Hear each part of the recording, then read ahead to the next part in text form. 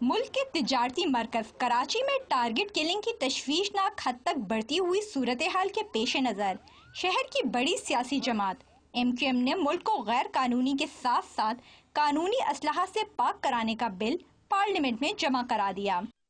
कौमी assembly secretariat में एक D weaponisation of Pakistan act 2011 जमा कराया है।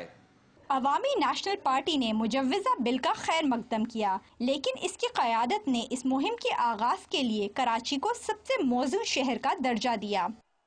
हुकूमत बेहतर समझती है या हमारे सिक्योरिटी फोर्सेस समझते हैं कि वो पूरा मुल्क में एट ए टाइम करवा सकते हैं। अगर एट ए टाइम नहीं करवा सकता है तो कहीं से स्टार्ट तो करना होगा, क्योंकि कराची को हम सब पार्टीज जितने भी पाकिस्तानी हैं हम अपने इकानमी हब समझते हैं और इकानमी हब कहते हैं, और ये नारा हम लगाए रखे तो पहले तो उस हब को तो खाली करवाओ ना।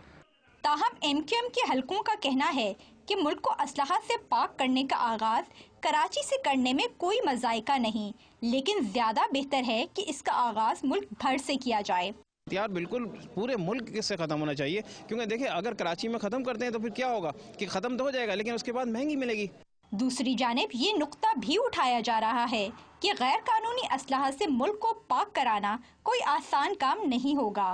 रज़ाकाराना तो सवाल ही पैदा नहीं होते। अगर वो होता तो मलाकन डिवीजन में हमने सारे मुतालिबात माने थे, हम कहते थे कि जी असलहा रखे, किसी ने नहीं रखा था। MQM ने मुल्क को असलहा से पाक कराने के कानून पर अमल दरामद को यकीनी बनाने के लिए एक पार्लिमानी कमेटी तश्कील देने की तजवीज़ भी दी है।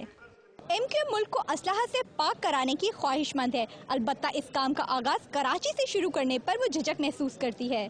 Nausheen Yusuf, Dawn News, Islamabad.